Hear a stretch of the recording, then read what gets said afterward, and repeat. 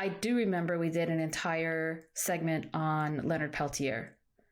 And because there was a lot happening in January and February of 2022, a lot of advocacy, I think, in Congress, just on Capitol Hill in general, I think, to advocate for his clemency. And 2022 has been an exceptional year in general, I think, for really the largest scale effort to demand Peltier's clemency since we started the Red Nation, I would say. And like lots of different people. Did all those like famous Hollywood Indians do a whole petition or something? The Hollywood elites. Yeah, there was I have some feels about that. The march, the Peltier March to Washington, D.C., which our comrades participated in, and they ended up, I'm assuming I wasn't there, but on the mall in Washington, D.C., where the White House is at one end, and they were having some sort of very fancy ball at the same time. And it just struck me. I was just a voyeur. I was just watching the news and reading things that our comrades were posting, and that and then I was seeing things that other people that I know are posting. And there's this great, social event in the White House run by Jill Biden for Indigenous Peoples Month. And outside, there's people, our comrades, freezing, outside, doing these advocacy and rallying for Peltier. And it just struck me as being sort of odd and weird and kind of sick that people are dressed up and enjoying horse duvers in the White House with Jill Biden while other people are outside advocating for the longest held political prisoner in U.S. history. And just one of those weird Indian country things. Yeah, it was very striking. That was the week of November 14th through the 19th, I think, was the dates. And that was the same week that the opening arguments or whatever for the ICWA case was being seen in the Supreme Court. And so some of our comrades, but obviously others, were also out in front of the Supreme Court, holding a rally in support of ICWA, the Indian Child Welfare Act. And so that was happening that week in DC.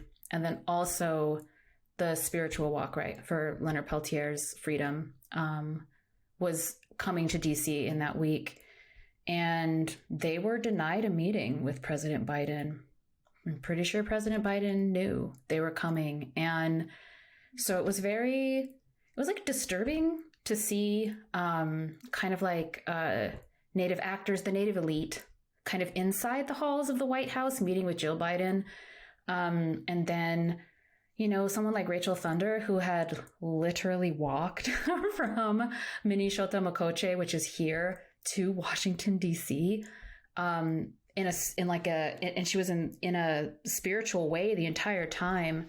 So it's like she left here at the end of August. So she walked for like 3 months, basically, and kind of being denied access to those kinds of meetings. So all I can say is that, in RPH, one of our other favorite episodes, for example, was when we got to talk to two of the writers, Chad Charlie and Tommy Pico, from Reservation Dogs. And we're going to do another Reservation Dogs episode for sure. We're still huge fans, but some of the actors who were there, actually, not just actors, but writers and people from the show who were with Jill Biden that week in that fancy soiree, they were from the show, Reservation Dogs. And we're huge fans. But you guys, if you got the power, you better be using those chances that you get when you're in those spaces and talking to those people. You better be using that for more than glad handing and like wearing pretty jewelry and nice clothing by Native designers. You better be advocating for the things that your relatives who are not allowed inside those spaces are advocating for and making incredible sacrifices, including Leonard Peltier, to advance the struggle of liberation for our people. That's all I got to say. And many of them signed on to the letter, and they had their pretty pictures They posted on social media, which is great.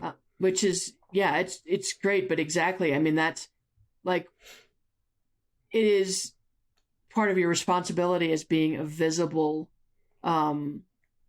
Native person to not just put your picture and signature on something to be shared through social media, but when you're in those spaces to actually say, thank you so much for inviting me to this house built by enslaved Africans on stolen land. But why don't you talk to Joe about, clemency for Peltier? And I just, it was sad. It made me sad to see the juxtaposition of those two. It bothered us. I'm gonna let you all know, if you listen to this podcast, any of you who we've reviewed, actors and stuff, it upset us in the Red Nation to see the very distinct contrast. Yeah. Like, do better. Yeah. It's just the You truth. have a responsibility. Your visibility gives you a responsibility. Yep. And it's important, particularly now when all of those things came together in ICWA, which is, for a lot of us, it's personal. It's deeply personal. Of course. So I don't want glad handing, sharing drinks in the White House, photos being all over social media. I want to see people, talking about why these things are important to, the continuation of Native sovereignty and actually the very existence of Native nations. And it's also important to understand that, like, if you're allowing yourself to be like glad handed by power that way and invited into those spaces, in a week where there is like real threats to tribal sovereignty, that, the overturning of ICWA would imply, or there are people who, have been pushing for decades to get, our elder Peltier released from prison, that you doing that instead of maybe being outside with the people who are like picketing the halls of power, it makes it look like somehow Biden or that like the United States is like friendly to Native people. And so it's almost like you're crossing a picket line in a certain way. And so don't do that, be on the right side of history, be on the side of your relatives, because the United States don't give a damn about you. Doesn't give a damn about you, doesn't give a damn about Native people. We have to fight for everything that we have. And so just remember who you are, who you're accountable to, and where you come from. So that's all I have to say, because the imagery of it was really, I don't know. It was bad. It didn't make y'all look that good. I'm just going to be real honest with you.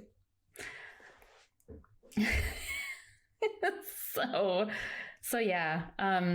I know we're a bit off topic, but I guess we're just supposed to be reflecting on episodes. And so it's like, hey, like, we started the year talking about Peltier, and many people in the Red Nation, including like Nick, our comrade Nick from the other side of the podcast, has done work for Peltier's clemency for many years. And so we've shared headquarters with the Leonard Peltier Defense Committee in Albuquerque for many years. So this is something that means a lot to us, and it should mean a lot to everyone because, as has been said in the past, and we said this in the episode No Good Nazis from March 28th of this year, that like until Leonard is free, none of us is free. And that's really true. Like, I think the spirit of Indigenous resistance is locked up in that cell with him.